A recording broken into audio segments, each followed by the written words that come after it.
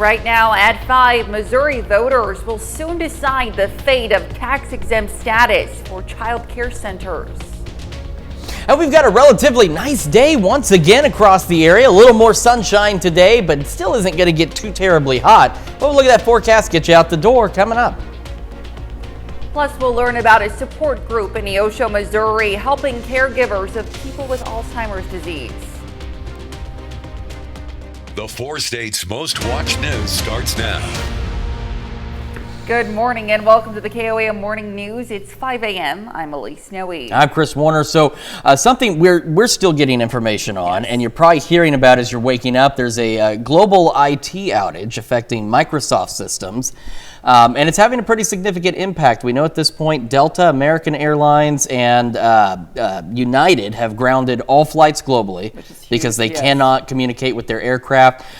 It's affecting a number of organizations from broadcasting to banking to IT in general. And just recently, WLEX, which is a station in Lexington, Kentucky, just posted they are not able to do their morning show because they can't get into any of their systems. So if you're waking up to this, if you're running into issues, maybe getting to your bank account or whatever the case may be, it's something they're working on. We've received notices in our systems telling us to be aware of this issue, but so far we're good to go. Yeah, here we are. Maybe we'll be lucky here and we'll be all right, but just a heads up, and we'll get you more information as it comes in through the morning. But first, let's talk about some weather. It's going to be a pretty nice day. Yesterday wasn't bad. It wasn't bad at all. It was pretty nice out. Yeah, I mean, it got hot. Like I said, the 80s are still hot, but it's not as bad as it could be. Future Track is going to show us, not much as we head into the afternoon, other than maybe a stray cloud or two. And believe it or not, even though we're going to have a little more sunshine, our highs today are expected to be a little bit cooler, like a degree or two cooler than where we reached yesterday. Still low to mid 80s, but on average, we're going to be a little cooler as we head through the afternoon and evening. We'll have these clear skies continuing through the day and into the overnight hours. And as mentioned, some of you could go into the upper 50s. That's what we said yesterday. And take a look at this. We've got some upper 50s across southeastern Kansas, northern Missouri. It is crazy to think that we are in the middle of July and we're starting with almost fall-like temperatures out there. We're going to continue again with another fantastic day. We'll have the mostly clear skies, a passing cloud or two, and temperatures once again the low to mid 80s. Now these below normal temperatures, again, will continue for a while, but we also have increasing shower and thunderstorm chances this weekend. We'll talk about all that in the full forecast here in just a few more minutes. All right, we'll see you soon. Police in Parsons, Kansas arrested a man for fatally shooting another man. It happened around 11 p.m. Wednesday night on the 2300 block of Appleton Street. Police say they arrived to find a man, Taylor Abshir, lying in the street with a gunshot wound. Officers heard a voice tell them to check on the man because the speaker had shot him. The voice came from Michael Morales, who was hiding behind a tree with a gun in his hand. As officers tried to arrest Morales, he tried running but was quickly stopped. Police then found another victim, Maurice Harper, inside a home. First responders took both victims to a hospital, and Abshir is receiving care for his injuries, but Harper died from his. Official charges against Morales are still pending. Authorities in Joplin respond to a crash in downtown Joplin. The two-vehicle crash happened just before 2:15 yesterday afternoon at 2nd and Jackson. Joplin police say a southbound vehicle failed to yield to a westbound vehicle, resulting in the crash. Authorities say one person involved was not responsive and was rushed to an area hospital. JPD confirmed the person died a short time later. Names are being withheld pending next of kin. And to be the first to see breaking news, weather, and sports, you can download the KOAM News app. It's available free of charge in the Apple App Store and the Google Play Store. Just search for the KOAM News app. A group of caregivers meet up once a month at Oak Point Retirement Home in Neosho, Missouri to share their burdens. The wellness director there says the biggest support can come from people who are in the same situation. I think that just having other people that are in the same situation as them and trying to navigate through what dementia means, it is amazing. I've watched them walk out of here. They still visit. It's pretty amazing. The support group meets on the third Thursday of every month. Well, there's a need for more child care facilities in the state of Missouri. KOAM's Melissa Alexis has more on how this is affecting families in Joplin. With 4- and 5-year-olds, which is my class. On August 6th, Missouri voters will decide on a constitutional amendment that would exempt child care facilities from paying property taxes. Diane Dillon is a lead teacher at Little Cub Academy in Joplin. She says that she hopes this will create more child care facilities and help minimize the care shortage. There is a child care desert in Missouri, and there's a huge need for infant child care. It's greatly lacking. Affordable is also an issue because child care is expensive. Kimberly Madajek is a mother of 3. She says finding a daycare for her 9-month-old is extremely difficult. We're actually on 2 different waiting lists trying to see if we can even get him in anywhere. And in a family, at least with this economy right now, we are having to, both parents have to work, at least in our family household. She says that the child care shortage put her and her husband in a predicament where they had to adjust their work schedules to be home. I had to make considerations in my job. Thank goodness they were able to work with me, but I know all families aren't like that the job might not be able to make that exception. She hopes that a tax exemption would benefit the children by allowing the facilities to have more money left over to upgrade their facilities. Anything that gives them money to be able to put towards our children or put towards their facilities or their workers would be beneficial for us, because that's what we want for our kids. We want them to have the newer things and be able to actually interact and talk with all of those teachers. Madachek says that she hopes the property tax exemption leads to more affordable childcare for other parents. Reporting in Joplin, Melissa Alexis, KOAM News. The property tax break could also cost money, and according to the state of Missouri, the state's blind pension fund could lose up to $400,000 each year. And that's a look at this morning's top stories and weather in our first 7 minutes, coming up on the KOAM Morning News. An all-state basketball player from Girard makes his college commitment. We have the details. Plus, 300 people come together in Vienna to break the Austrian record in ice bathing. And we have a warm and mostly sunny day today. We'll have what to expect with Chris Warner in the Skywatch Weather Center. You're watching the KOAM Morning News. We'll be right back.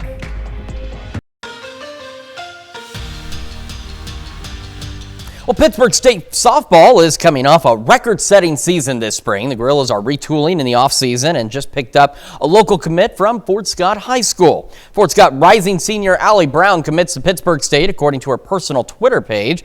As a junior this year, Brown helped lead the Tigers to a regional championship and an appearance in the 4A state tournament. She was named a first-team All-State infielder by Sports in Kansas after the season wrapped up and will play her senior year at Fort Scott before heading to PSU. More commitment news out of Southeast Kansas. Girard rising senior Aiden Troike announces his verbal commitment to play basketball at John Wood Community College in Quincy, Illinois. Troike, who stands at 6'4", was a third-team All-State performer for the Trojans this past season, according to KSHSAA Covered. And we have plenty of summer collegiate baseball in the 4 states. Yesterday evening, after the Nevada Griffins and Joplin Outlaws both played doubleheaders Wednesday night, they were each in action again last night. Outlaws come into the night winners of 3 straight games as they host the Texarkana Rhinos. Michael Castillo gets the start on the mound for Joplin. The lefty out of Baldwin, Missouri, goes for 6 complete innings, striking out 7 batters on the night. In the second inning, the game is tied up at 1 run apiece. Bases are loaded for Andre Jackson, and he's going to hammer this ball the opposite field, and it clears the short wall for a grand slam. Second homer of the year for Jackson as he picks up 4 RBIs. Outlaws lead 5-1. So we go to the 5th inning. Joplin leading 5-2. Sloan Laird singles to right field. Ravon Morgan throws a bullet from the outfield on the money to get the runner out at home plate, and that's good for an outfield assist. This one goes back and forth, but Missouri Southern's Will Doherty comes through with the walk-off single to win it in the bottom of the 10th. Final score 11-10. Over at Lions Stadium in Nevada, the Griffins play their second-to-last home game of the regular season against Chillicothe Mudcats last night. Griffins win 10-7. These two will see each other again tonight. Major League Baseball returns to action out of the All-Star break tonight. Yesterday, all 30 Major League clubs released their 2025 regular season schedules. We'll start by taking a look at some of the Royals' schedules. They opened the season at home against the Guardians on March 27th, which is the earliest opening day in franchise history. The I-70 series is 2 games longer in 2025, and KC finishes the year on the road in Sacramento, which is where the Athletics will play their home games next season. Cardinals start the season on March 27th as well. They host the Minnesota Twins. It's the second time in the last 3 years that the Redbirds have an interleague matchup on opening day. Cardinals won't see the Cubs until late June, but they end the regular season with a 3-game series at Wrigley Field. Still to come, we're going to see how your sleeping habits could be increasing your risk of developing diabetes. Plus, another check of that forecast and those rain chances when the KOAM Morning News returns.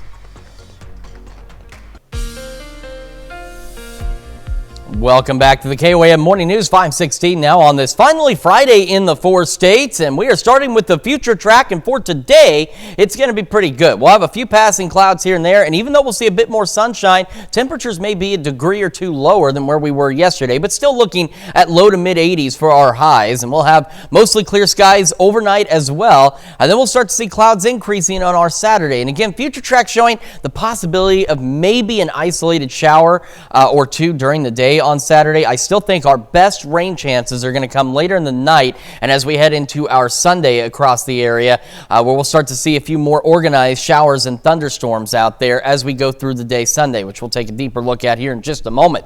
61 in Joplin right now. The winds are calm, so a very cool start to the day. And as we look at temperatures around the area, we mentioned upper 50s were possible, and we've got upper 50s out there for a good portion of southeastern Kansas, and the rest of us just low 60s. So for the middle of July, this is not a bad start to the day, and it's not going to be a bad day. And as I said, I know the 80s are hot. It gets a bit toasty, but still below average. We'll go sunny through the morning, mid-70s by 11 o'clock. And again, that's ahead of highs in the low to mid-80s once again today with just a few passing clouds here or there.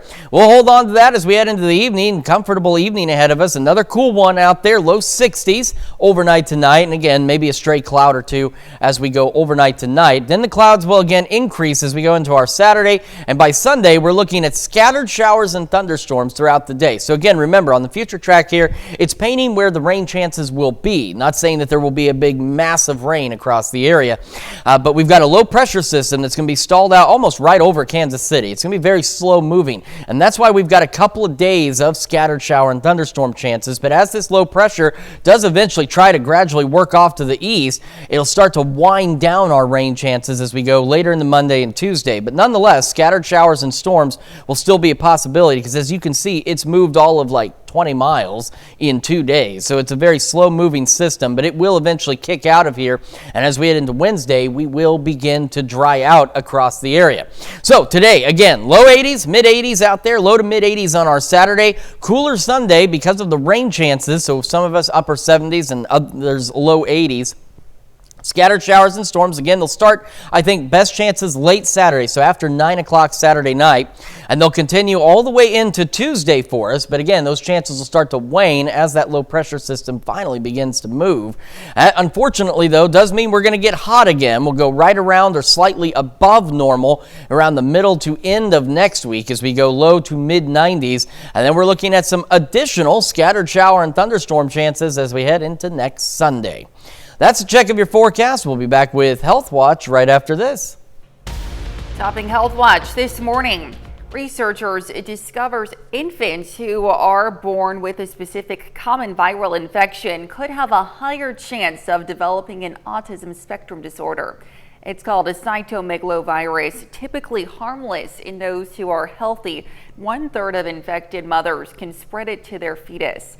Nearly 1 in 200 American babies are born with CMV each year, and 20% of those born with it will undergo development delays. Babies who come out of the womb with CMV are also 2.5 times on average more likely to develop autism than those born without it. But researchers found that infant girls with CMV have a higher autism risk than boys. The findings are published in the journal Pediatrics from the American Academy of Pediatrics. Your sleeping habits could be increasing your risk of developing diabetes. Irregular sleeping patterns could lead to a 34% higher chance of getting type 2 diabetes. Researchers looked at sleep patterns of more than 84,000 people over the course of 7.5 years. People whose sleep schedule changed by more than an hour each night had the 34% risk compared to those who had a steady sleep schedule. Previous research shows that sleep has always been a risk for developing type 2 diabetes, especially since it's essential to control blood sugar. The findings appear in the Diabetes Care Journal. Well, a new study shows the risk of developing long COVID symptoms has dropped, but it's still possible. Researchers looked at millions of health records from the Department of Veteran Affairs. During the first wave of COVID, 10% of people who became infected developed long COVID. Vaccines helped cut that risk in half by the time the Delta variant came. The long COVID risk fell further to 3.5% of vaccinated people at the arrival of Omicron at the end of 2021. Unvaccinated people double their risk of developing long COVID symptoms, according to this study. About 7% of adults, or 18 million people, have had long COVID at some point. In 2022, a Harvard economist estimated the total cost of long COVID at $3.7 trillion. Every 40 seconds, someone in the U.S. has a stroke. Receiving medical care during and after what's sometimes called a brain attack is critical. But researchers say they discovered disparities when it comes to which patients are most likely to receive that care after a stroke.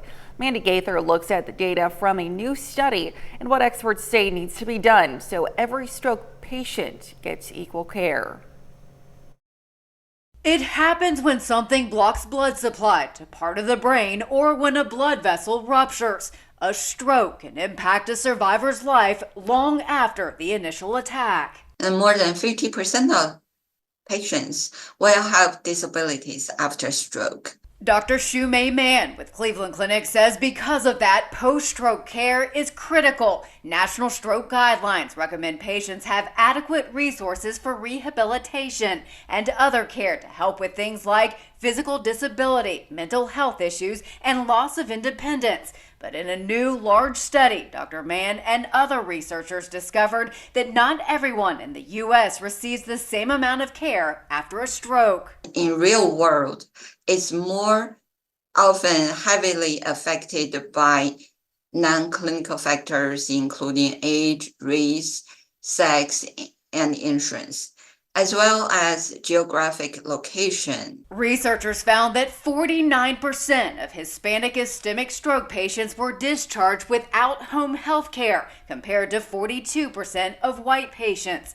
And only 29% of Hispanic patients were sent to a rehabilitation or skilled nursing facility, compared to nearly 37% of white and black patients. I think the policymakers should pay attention to this population and try to provide health insurance to them. For Health Minute, I'm Mandy Gaither.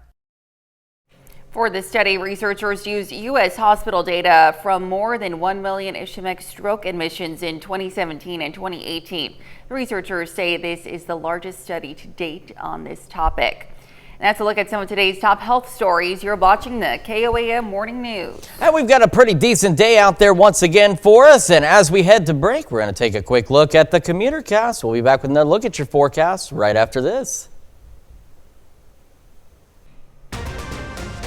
Right now at 5:30, tech students in Afton, Oklahoma put some high-flying skills to the test.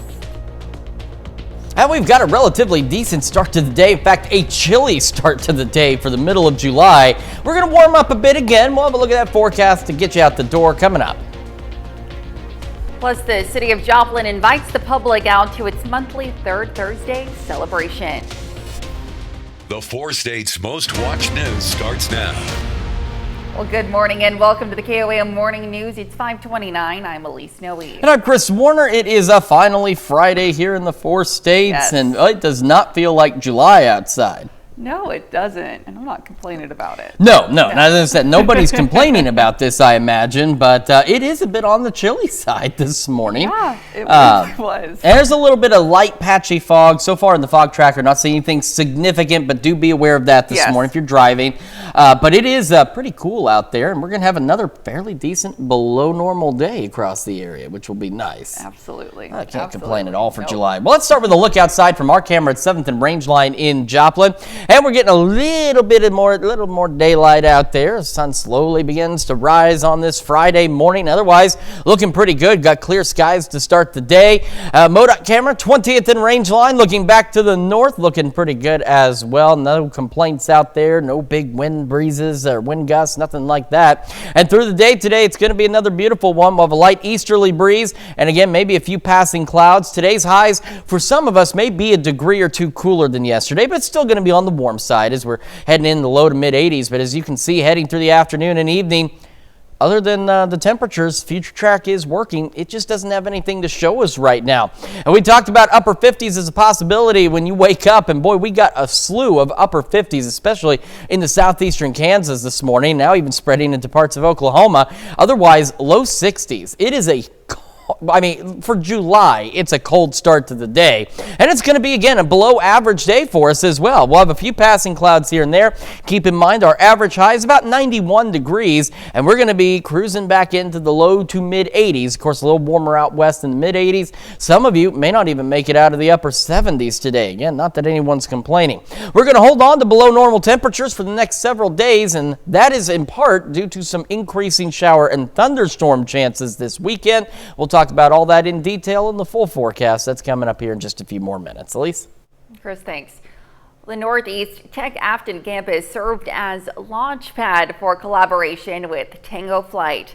Students enrolled in the STEM program got to earn their wings through building an aircraft meeting FAA standards. The project will expose students to an array of STEM principles, including engineering, aerodynamics, and electronics, as well as provide them with practical skills and insights into the aviation industry. So this is my way of bringing local industry to our students. We have mentors from the local community that are related to aviation that are coming in to help. So they're going to be bringing not only their industry knowledge to help our students learn practical skills, but they're going to be able to talk about their aviation experience, their careers, and students will learn even more about aviation careers. The representative from Tango Flight will pilot the completed aircraft, showcasing the students' achievement and dedication to excellence in May of 2026. The Miami Public Library yesterday dove into the world of magic. They hosted a performance from local magician Kevin Wade, and the hour-long magic show was free to the public and available for the whole family.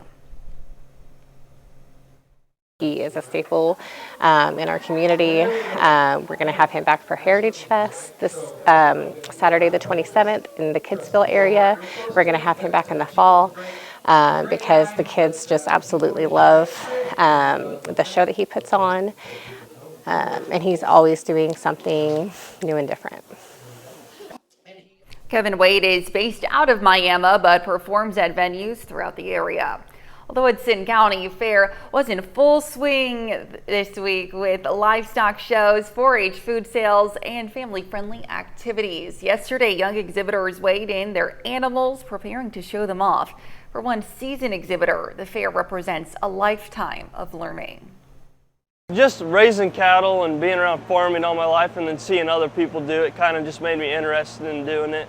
Like crops and stuff like that, being able to take my crops to the fair and my cattle to the fair, it's kind of something I like to do. The fair continues throughout the weekend with more exhibits, contests, a watermelon feed, and much more. Well, yesterday was the third Thursday of July, which means artists, vendors, food trucks, and hundreds of people flocked to downtown Joplin. One of the many activities this month was the STEAM Imagination Exploration hosted by the Creative Learning Alliance. The group hosted water-themed activities for kids to enjoy while learning about vital liquid. We focus on STEAM, so science, technology, engineering, arts, and math, because those are the building blocks of future knowledge. Those are the building blocks of innovation and creativity. So it's so important that kids have an understanding the basic world and how it works around them. Third Thursdays takes place in downtown Joplin every month through October. And that's a look at our top news stories coming up this half hour on the KOAM Morning News. A Russian court sentences an American musician on drug charges for more than 10 years. Plus, investigations continue after a blast rocked the Israeli city of Tel Aviv. We'll have the latest. You're watching the KOAM Morning News. Topping World Watch, people who've been sweltering in the summer's oppressive heat might wish they had taken part in this competition, but they would have had to go to Vienna to do it. That's where 300 people have set a new record in the category length of time ice bathing. Each competitor had to stay in a pool filled with ice water for 2 minutes. The water temperature was 39 degrees. One participant said he felt like he was being stuck with thousands of needles. Another man said 2 minutes feels a lot longer when you're surrounded by cold water. The competition raised almost $33,000 for the Austrian Paralympic Committee. Well, Team USA getting a triumphant send-off from Atlanta's Hartsfield-Jackson International Airport Wednesday. Delta Airlines celebrated members of Team USA with t-shirts and water bottles at the gate, where archers, fencers, basketball players, and other athletes were scheduled to leave for the Paris Games. Signs read, "Good luck, Team USA," and "Merci beaucoup from US to you." Atlanta-based Delta is managing travel for all U.S. Olympic and Paralympic athletes. Mary Thiessen-Lappin, a weightlifter who will compete in the Olympics for the first time, was among the celebrated athletes. Also heading to the Olympics, Olympic horses are getting ready for their trip to Paris. These horses are part of the U.S. Olympic eventing team. A competition which includes dressage, cross-country, and show jumping. Wednesday, the ponies were prepared for transport via cargo plane en route to Luxembourg from JFK Airport in New York. From there, the horses will be brought to Versailles, France, where the equestrian competitions will take place. To see these horses in action, you can catch Team USA's equestrians compete from July 27th through the 29th. The Russian court sentences an American musician on drug charges. Michael Travis Leak has been living in Russia for more than 10 years, but in 2023, he was arrested on allegations of selling the methadone drug. Yesterday, Leak was sentenced to 13 years in prison on drug trafficking charges, and the court also sentencing a Russian woman to 8 years from being Leak's accomplice. Arrests of Americans in Russia are rising. Most recently, Wall Street Journal reporter Evan Gerskovich, also on trial for espionage charges. The first time a Western journalist has been arrested in the country since the fall of the Soviet Union. Well, investigations continue after a blast rocked the Israeli city of Tel Aviv. Officials say the cause of the strike and the intended target is not initially known. This comes as talks that could result in a ceasefire agreement in the Israel-Hamas war press on, even in the midst of ramped-up calls for Prime Minister Benjamin Netanyahu to broker a deal to free the more than 100 hostages still being held in Gaza. Ted Lindner reports.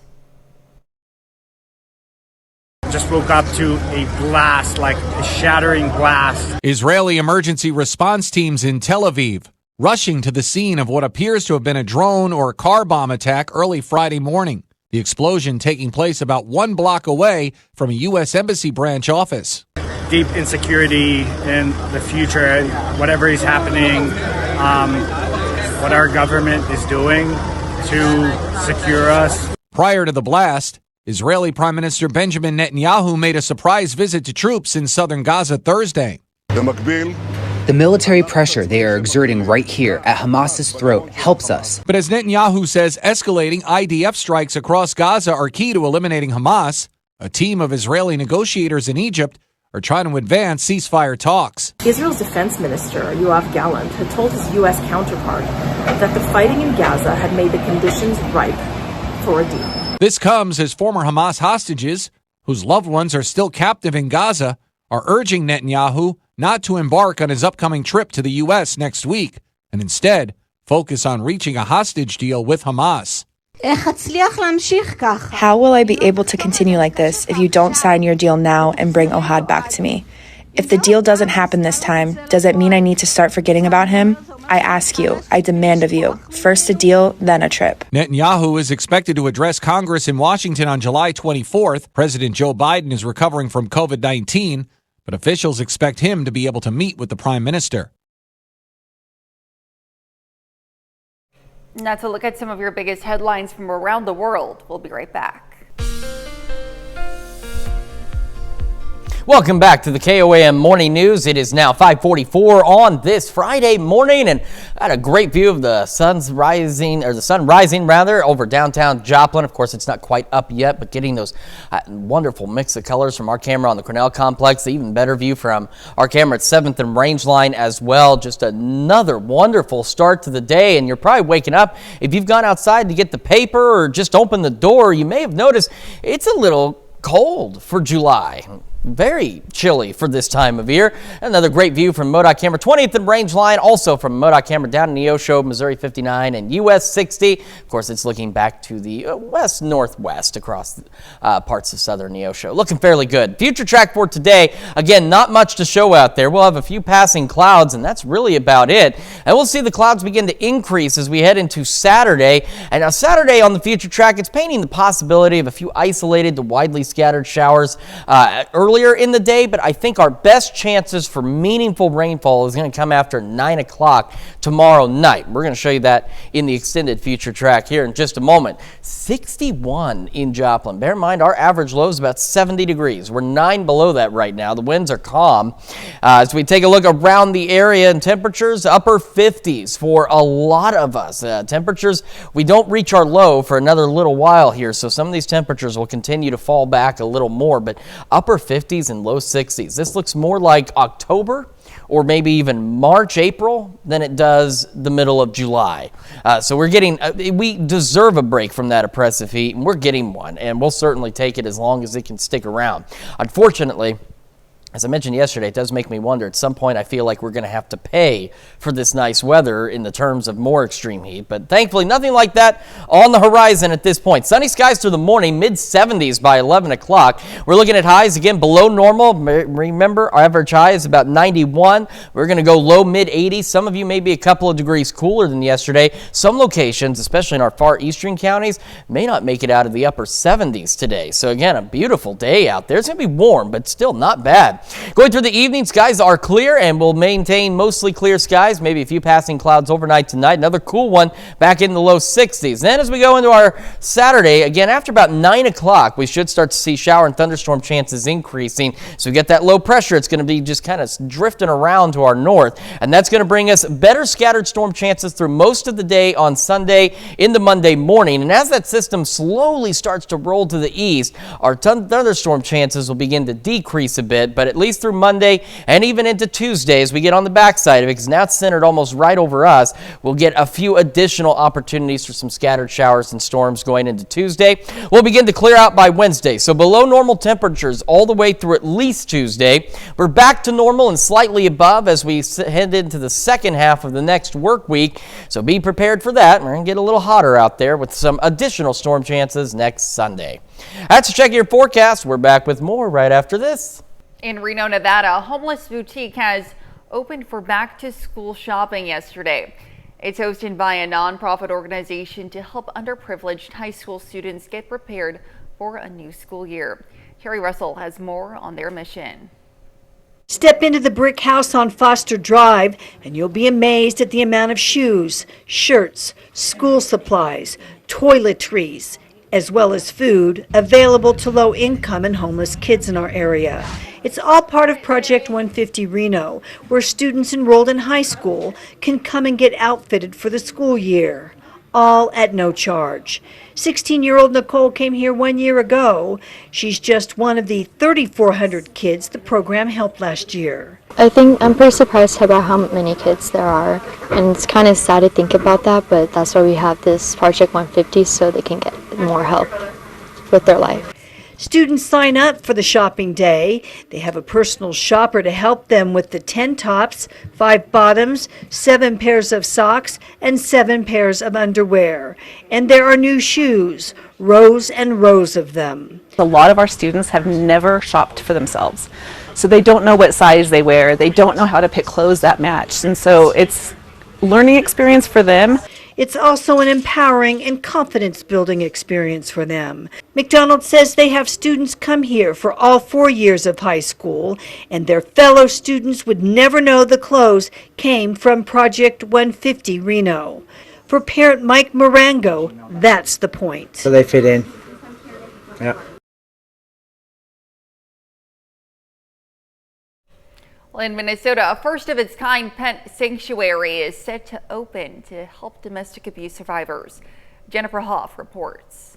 This is Toby and his sister Gracie. Toby may be small, but if you ask his owner, he's also mighty important. He runs my whole life. Veronica Lanceva loves her dogs like family, and when she escaped an abusive relationship, never thought about leaving her previous pet behind. So I wasn't sure what was going to happen to my dog, and that was not a risk I was willing to take. She would find safety, and years later is giving back at Harriet Tubman Center East, a longtime nonprofit helping thousands of survivors every year with different services.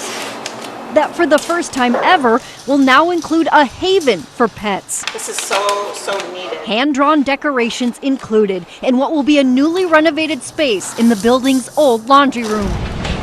Volunteers setting up for a special ceremony to break ground on the unique idea. That's the first of its kind in the Twin Cities. Veronica says will save lives. It's going to be a game changer.